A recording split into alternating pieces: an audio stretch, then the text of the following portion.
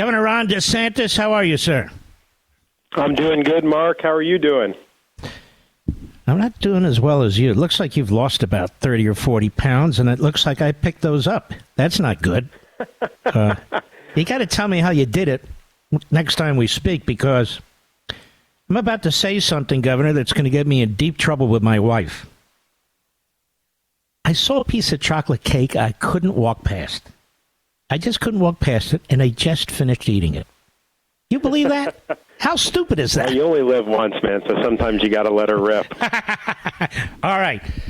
Governor, I was listening and reading some of what you want to do with the United States military. You served in the United States military. You're a combat veteran. And you see what they're doing to the military. I never thought I would see this.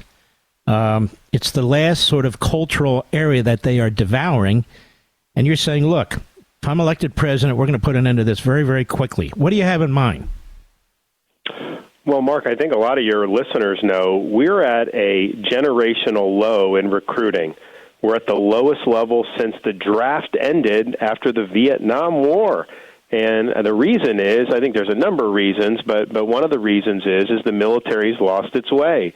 They're indulging in social experimentation, political ideology, a woke agenda. That's taking the mission off of the core function of the military and focusing on all these extraneous things. I'm a Navy veteran, as you mentioned, and I've seen the Navy use drag queens to recruit.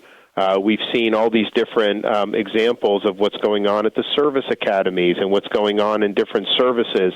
And morale is low. They've driven a lot of warriors off. And we just can't be in a situation where we're going to be able to counter the threat from China if we're elevating social experimentation over mission accomplishment. When we have things like drag queens for recruiting in the military, China is laughing at us. They know that that's a sign of American weakness. And so all this stuff with DEI, all these other things, we're going to rip it out on day one. We're going to return the military to serve its core function. There's a difference between military life and military leadership and civilian life and civilian leadership. Right now, what they're trying to do is they're trying to make the military be a reflection of, say, how Goldman Sachs would operate or a consultant firm or things like that. That is not what you want. You want the military to have a different set of values that are distinct from civilian society, and you want to be able to promote people based on merit and based on whether they're actually moving the ball forward. Right now, you may be able to be a one-star just based on merit, but to get that second, third, and fourth star, if you don't toe the political line, you will simply not advance in today's military. I don't think General Patton could probably make it past colonel in today's military, and so all these extraneous considerations are making it much worse. Now, I do think it's important. We're going to do all those policy changes. We're going to welcome back any service member who was pushed out because of the COVID vaccine mandate, which was not a scientific thing to do. That was also a political thing. And we're going to do a lot of other things. But one of the things we're going to do, we're going to have a Secretary of Defense that has backbone and that's going to ensure that everybody gets in line. I look at General Austin, who's the SecDef. General Mattis was under Trump, and I supported Mattis to do that. But I think having a recent general officer serve as SecDef, I don't think that that's a good thing. I think you need somebody that has distance from all these people so that they feel comfortable disciplining people when they're not getting the job done. You know, Governor, I just thought about it. I have a clip here from Admiral John Quinlan. He's at the Aspen Security Forum, and his area of coverage is the Pacific, Communist China. I want you to hear this briefly, and then I'd like you to comment on it. Cut 24, Mr. Producer, go. Are you concerned that China's capabilities at delivering hypersonic missiles to the U.S., are they more advanced than what the U.S. has in hypersonics? Let me start by saying what we're seeing is a military buildup second to none at the speed and rate at which it's being delivered. And it's not just hypersonic missiles, it's all capabilities. It's capabilities in the maritime environment, in the air domain, in space, Hypersonics and missile capability is one part of that. So am I concerned about the buildup and the capabilities that they're delivering? Absolutely. That said... All right, that's where I want to leave it.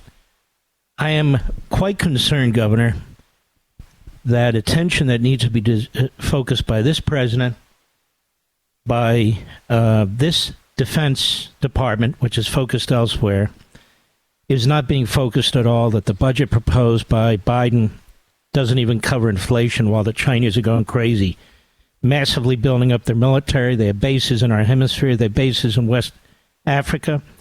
They now have a deep water port in the Solomon Islands, where my great uncle fought in Guadalcanal. And we can go on and on and on about this. And I just think we're flat-footed right now. I'd like your opinion on this. 100%. That's accurate. And Biden's people, they think China is just like a friendly competition. No, it's not. China's looking to dominate the world. They are, to our generation, what the Soviet Union represented to the post-World War II generation. They're the foremost geopolitical threat that this country faces, and they're the most formidable adversary we face since the Soviet Union. And in some respects, it's a bigger challenge than the Soviets, at least in this respect.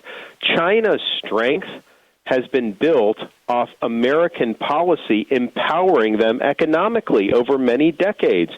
There was a decision made to grant them most favored nation trade status, put them in the World Trade Organization. Corporate America has subcontracted out so much to China, and they've gotten rich in corporate America. It hasn't been good for our country. It's been very, very good for China. So the economic integration that we have, we never had that with the Soviet Union. The dependency of our country on the communist Chinese economy for key things that matter, pharmaceuticals, ammunition, all these things, puts us in a very precarious situation. So yes, we need more hard power in the Pacific. At the end of the day, what Xi respects is he respects strength.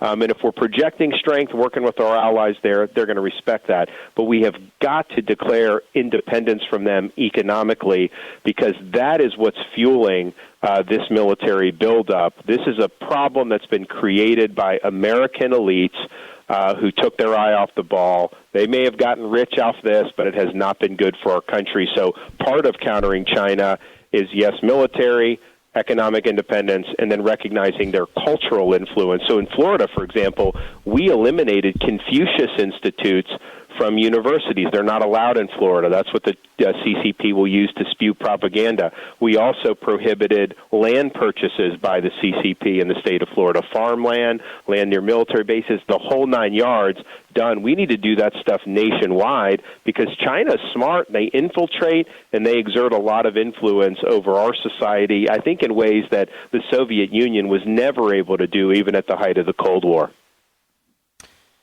I think it's so important that the substantive positions you have on policies get out there. And yet, unfortunately, I see a lot of these interviews where they want you and Trump fighting with each other. Then they put those out as headlines, and then it's your staff, and then it's your polls, and then it's your donors and so forth. Isn't it frustrating that here you're talking substantively about China, you've talked about the military, you could talk about 1,000 different subjects, that you don't really get that much of an opportunity? Well, but it's to be expected. I mean, the corporate press, they've been trying to take me down for years. They're clearly trying to do it now. They do not want me to be the nominee, because they know I'll beat Biden like a rented mule. We'll run him all ragged all around this country. We'll win all the key states, just like we did in Florida, strongly, and we'll be able to implement a really far-reaching conservative agenda. They do not want that. And so they're going to do whatever they can to try to craft narratives, to try to hit me. But I'll tell you, our voters are smart. When they see who the left and the media are targeting, they know that there's a reason why that's happening. They're doing it because they fear that I will win and do all these things. And so in some respects, it's positive feedback. But, we're working really hard to be able to deliver the message. We were in Iowa last weekend. We were able to do, a couple days there. There was a big forum. There's a whole bunch of stuff coming up. So we're going to be out and about. We're going to be pressing the case. And at the end of the day, I'm not worried about fighting other Republicans. I mean, my goal is, defeating Biden, defeating the left, defeating the Democrats. Because if we don't do that in 2024, they are going to fully destroy this country. I think it's a make-or-break election. Country's in decline. I'm not somebody that's going to be content with managing that decline. We're going to reverse the decline, and we desperately need that. Then finally, I know you need to go. We appreciate the time. Lots and lots and lots coming out now about the corruption of Joe Biden. Sounds like even extortion, potentially bribery. And the Attorney General of the United States, who reports to Biden, is sitting on his hands and won't appoint a special counsel from outside the Department of Justice as the regulations require. And all it says is a conflict of interest or an appearance of a conflict of interest. Have you ever seen a cover-up? It's a cover-up. Anything like this before from an Attorney General of the United States? Eric Holder, similar. It reminds me of Eric Holder, to be honest. I think in some respects Garland may have even has outdone Holder in some of this stuff. But that's what the Democrats do. You have this stuff that happens, and it just gets swept under the rug. I mean, if you had an informant say things about a Republican like they were talking about with this massive amount of money going to the Bidens, I mean, all of Washington would have been paralyzed. They would have come to a stop. This would have been the only thing anybody cared about. You'd have had all these prosecutors and FBI agents, and it would have been nonstop. But because it's someone that's connected to the ruling class, they just kind of look the other way. And that's why I think a lot of us are frustrated with the two standards of justice. It's really about what are you going to be willing to even investigate, and how zealous are you going to be when you're investigating? This is potential massive corruption, and they don't even care. They're not. Do they have a grand jury open? Are they sending subpoenas? Are they doing search warrants? No, they're not doing anything. It's a major cover-up. I happen to think that's one of the reasons Biden's running for re-election, because he's got the Department of Justice and the FBI under his control with that Attorney General. And if that stops being the case, then he's going to be a target. Now, people want to contact and help and go. I'm sorry. Go right ahead. Well, two things. Yeah, well, I'll give that. But first, when I get in, the two standards of justice ends. So these elites are going to be held accountable. The days of getting a free ride are over. And I look forward to restoring the rule of law in this country. And then second, if people want to look at what we're up to, sign up to help, www.rondesantis.com. We'd love to have your support. God bless you, Mark, and thanks for having me. All right. God bless you too, my friend. Take care of yourself.